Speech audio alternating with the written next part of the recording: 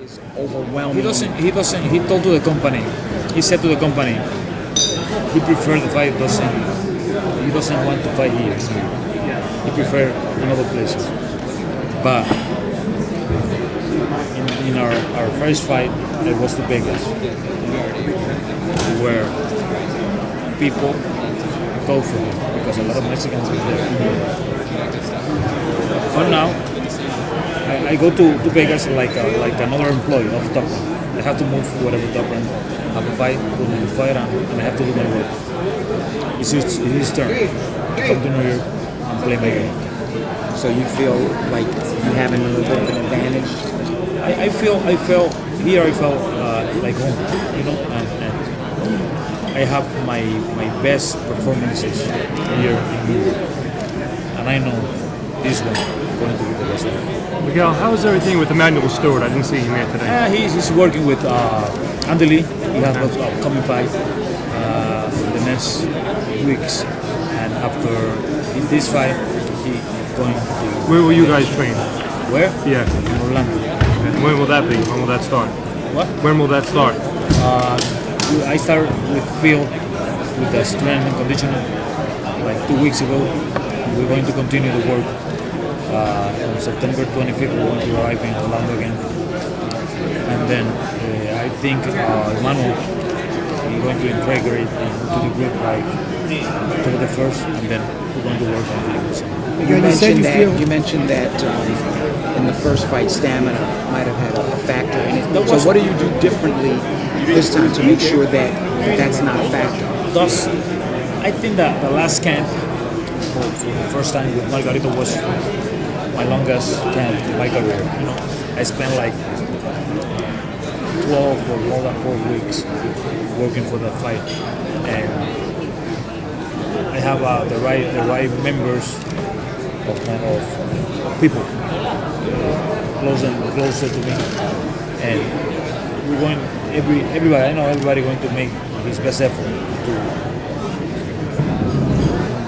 take me in the best condition they can. Do you expect to fight a tactically different fight than the first one? Yeah, we're going to, for reference, we're going to use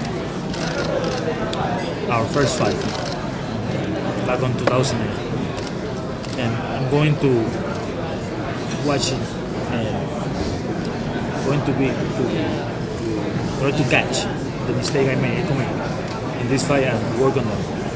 Try to not commit again in December. Do you feel that you slugged with him too much, you engaged him too much? Should you have boxed more? I don't know. I'm not pretty sure what is the Mammoth's plan to follow this camp, but every time he comes to a camp, he brings us the right and the exact plan to follow, and we're going to do this. Miguel, what happened in the Mayweather fight the other night? That's a little controversial. Would you have done the same, what Mayweather did? Throwing the punches? I mean, I don't think so. You have to be a gentleman, you know, no matter what. And if I think the inexperience of Ortiz killed him, you know, because no matter what happened during the fight, you never put your hands down like Ortiz does, you know. And you fought Pacquiao, it was a competitive fight. Do you ever think about fantasize about fighting Mayweather, or do you really think about it? Well, I'm always be open to face the best in the business, you know. And if anybody can make a fight with Miguel Cotto, it's not because of me. Miguel, how much do you expect? Well, he had some very serious injuries from his last fight against Pacquiao. Do you expect him to be affected by that at all? I mean, he had surgeries on his eyes. I don't know. I had a really serious injury back in 2001 on my humerus, and then I got a surgery again after former fight because I broke my rotator cuff, and I'm always try to be ready for my fights, and I never complain of anything. he has to be ready no matter what for his own road. Regardless of the outcome of this fight, Miguel, are you satisfied with your boxing career? Yeah, pretty much. You know, I never think, I never talk. I've been there, you know. But God bless me, you know, and I'm pretty happy with that. Miguel, does it bother you all the talk about the hand wraps?